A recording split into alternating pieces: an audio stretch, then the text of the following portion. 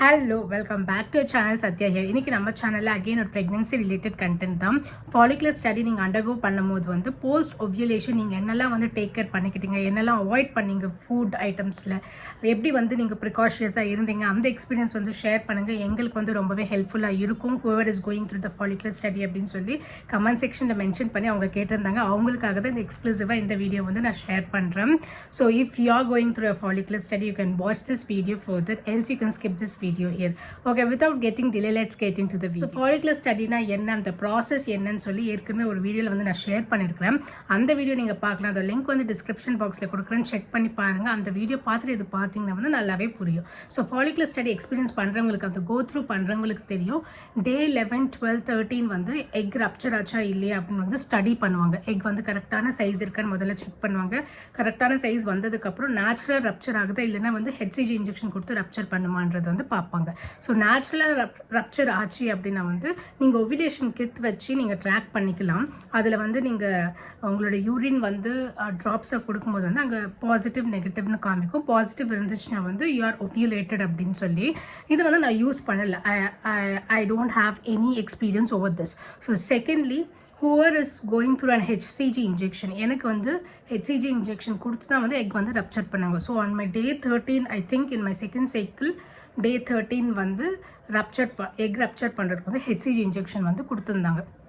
So அந்த injection கொடுத்ததுக்கப்புறம் ஒரு 1-2 டேஸில் வந்து எக் வந்து ரப்சர் ஆகும். ஸோ எக் ரப்சர் ஆச்சா இல்லையானது அப்புறம் தேர்ட் டே கூப்பிட்டு வந்து இன்னொரு தடவை ஸ்கேன் பண்ணி பார்ப்பாங்க எக் வந்து ரப்சர் ஆச்சா இல்லையா அப்படின்னு சொல்லி.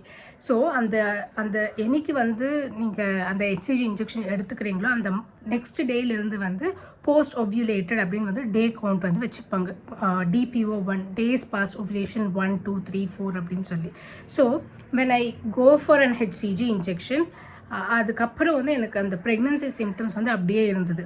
ஸோ நாசியேட்டடாக இருக்கும், மூட் ஸ்விங்ஸ் இருக்கும், பிரெஸ்ட் பெயின் இருக்கும், வந்து அப்டாமினல் பெயின் வந்து இருக்கும், பேக் பெயின் இருக்கும், லெக்ஸ் கிராம்ஸ் இருக்கும். இதெல்லாம் வந்து நீங்கள் பார்த்தீங்கன்னா ப்ரீ மென்ஸ்ட்ரல் சிண்ட்ரமாகவும் இருக்கலாம். ஐ மீன் பீரியட்ஸ் வரதுக்கான சிம்டம்ஸாகவும் இருக்கலாம். அப்படி இல்லைன்னா வந்து ப்ரெக்னன்சிக்கான சிம்டமாகவும் இருக்கலாம். But as soon as you get an HCG injection உங்களுக்கு வந்து கிராம்ஸ் இருக்கும், abdominal cramps. So stomach pain வந்து ஒரு 1-2 மினிட்ஸ் வந்து போகும் அப்படின்னு வந்து டாக்டர் சொல்லியிருந்தாங்க. எனக்கு வந்து I very well remember in my second cycle HCG injection போட்டு வந்த உடனே வந்து அன்றைக்கி நைட் வந்து ஒரு 5 மினிட்ஸ் போல் சிவியர் ஸ்டமக் பெயின் இருந்தது. ஸோ அதுக்கப்புறம் அது தானாகவே போயிடுச்சு. நான் அதுக்கப்புறம் ஸ்கேன் போனேன், எக் வந்து ரப்சர் ஆச்சு அப்படின்னு சொன்னாங்க. இந்த மாதிரி ஸ்டமக் பெயின் இருந்துச்சு அப்படின்னு சொல்லும்போது வந்து it's a very good sign அப்படின்னு தான் சொல்லியிருந்தாங்க. பட் தென் இதெல்லாம் டாக்டர் சொன்ன ப்ரிகாஷன்ஸ் கிடையாது. எனக்கு டிஸ்க்ளைமர், இது எதுவும் வந்து டாக்டர் சொல்லலை நீங்கள் இப்படி தான் இருக்கணும், இதுதான் பண்ணணும், இது பண்ணக்கூடாது அப்படின்னு சொல்லலை. நானே வந்து செல்ஃப் கேரில் வந்து இதெல்லாம் பண்ண வேணாம், இதெல்லாம் அவாய்ட் பண்ணிக்கலாம் அப்படின்னு சில விஷயம் வந்து எனக்கு நானே பண்ணிக்கிட்டது. அதில் என்னெல்லாம் நான் பண்ணேன் அப்படின்னு வந்து நான் ஷேர் பண்ணுறேன். ஃபர்ஸ்ட்லி, என்னோடய வீட்டிலேருந்து அந்த ஹாஸ்பிட்டலுக்கு போகிற அந்த ரோடு வந்து ரொம்ப பம்ப் ரோடாக இருக்கும். அங்கங்கே பம்ப்ஸ் ஜாஸ்தி இருக்கும். So as soon as I get to know my egg is ruptured, I stop travelling by bike. நான் பைக்கில் வந்து போக மாட்டேன், ஏன்னா பம்ப்ஸ் அதிகமாக இருக்கிறதுனால வந்து ஐ அவாய்ட் இட். ஸோ ஏதாச்சும் எமர்ஜென்சி மேக்ஸிமம் வந்து வெளியில் போகிறதே வந்து நான் ஸ்டாப் பண்ணுவேன். இல்லை ஒரு காஃபிக்கு போகிறோம், ஒரு கோயிலுக்கு போகிறோம், பக்கத்துலேயே தான் போகிறோம் அப்படின்னா வந்து காரில் போவோம். அப்படி இல்லைன்னா நீங்கள் ரோடு நல்லா இருந்துச்சுன்னா கண்டிப்பாக பைக்கில் போகலாம். இது எதுவும் டாக்டர் சொன்னதில்லை, எனக்கு நானே செல்ஃப் கேர் பண்ணிக்கிறது. செகண்ட்லி, ஆன் ஃபுட் பேசிஸ் நான் வந்து கரெக்டாக அந்த டைம் பீரியடில் even before taking follicular study, அந்த ட்ரீட்மெண்ட் ஸ்டார்ட் பண்ணுறதுக்கு முன்னாடியே வந்து நான் இந்த வெளியில் சாப்பிட்ற ஃபுட்டில் வந்து மேக்ஸிமம் அவாய்ட் பண்ணிட்டேன். அந்த ஒரு 3 மந்த்ஸை வந்து என்ன நான் ப்ரிப்பேர் பண்ணிக்கிட்டேன், வெளியில் ஃபுட் வந்து அவாய்ட் பண்ணிடலாம். ஏன்னா அதுக்கு முன்னாடி வந்து நான் எவ்ரிடே வந்து வெளியில் தான் ஃபுட் வந்து எடுத்துகிட்டு இருந்தேன். ஸோ அதனால் வந்து ஒரு 3 மந்த்ஸாகவே நான் வெளியில் ஃபுட் எடுக்கிறது வந்து ஸ்டாப் பண்ணிட்டேன். ஆல்சோ சிக்கன் வந்து சாப்பிட்றது வந்து ஸ்பெசிஃபிக்காக அவாய்ட் பண்ணேன். ஏன்னா வந்து it will induce heat in your body. So நம்ம பாடிக்கு எதெல்லாம் ஹீட் இன்டியூஸ் பண்ணுறோம் அந்த மாதிரி ஃபுட் ஐட்டம்ஸில் வந்து மேக்ஸிமம் அவாய்ட் பண்ணிட்டேன். லைக் சிக்கன், அதுக்கப்புறம் பிரிஞ்சல், அதுக்கப்புறம் ஃபிஷ், இதெல்லாம் கூட நான் ஸ்டாப் பண்ணிட்டேன். நிறைய வந்து மசாலா ஐட்டம் இருக்கிறதுலாம் வந்து ஸ்டாப் பண்ணிவிட்டு எப்போயாச்சும் நல்லா நான்வெஜ் சாப்பிடணும்னு தோணுச்சுன்னா மட்டன் மட்டும் கொஞ்சோன்னு சாப்பிடுவேன். எனக்கு மட்டனே பிடிக்காது, பட் இருந்தாலும் வந்து இந்த டைமில் வேணாம் அப்படின்னு சொல்லி அந்த 3 months even after getting pregnant first 3 to 4 months வரைக்கும் நான் சிக்கன்லாம் சாப்பிடல. ஸோ இதெல்லாம் அவாய்ட் பண்ணியிருந்தேன். அதுக்கப்புறம் எஸ்பெஷலி காஃபி வந்து அவாய்ட் பண்ணியிருந்தேன். வீக்லி ஒன்ஸ் இல்லை ஒன்ஸ் இன் அ வைல் மட்டும்தான் ஒரு சின்ன கப் ஃபில்டர் காஃபி எடுத்துப்பேன்.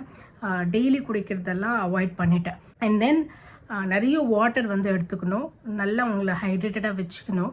அண்ட் ஸ்பெசிஃபிக்காக எந்த ஃபுட்ஸ் எடுத்துக்கிட்டீங்க அப்படின்னு கேட்கும்போது வந்து ஃப்ரூட்ஸ்லாம் வந்து நல்லா சாப்பிட்டேன். அதுக்கப்புறம் வந்து நட்ஸ், ஷேக் இதெல்லாம் வந்து நல்லா வந்து எடுத்துக்கிட்டேன். அந்த இனிஷியலாக அந்த ப்ரெக்னென்சி பாசிட்டிவ் ஆகிறதுக்கு முன்னாடி வரைக்கும் வந்து இந்த நட்ஸ் ஷேக்கில் வந்து நல்லா வந்து எடுத்துக்கிட்டேன்.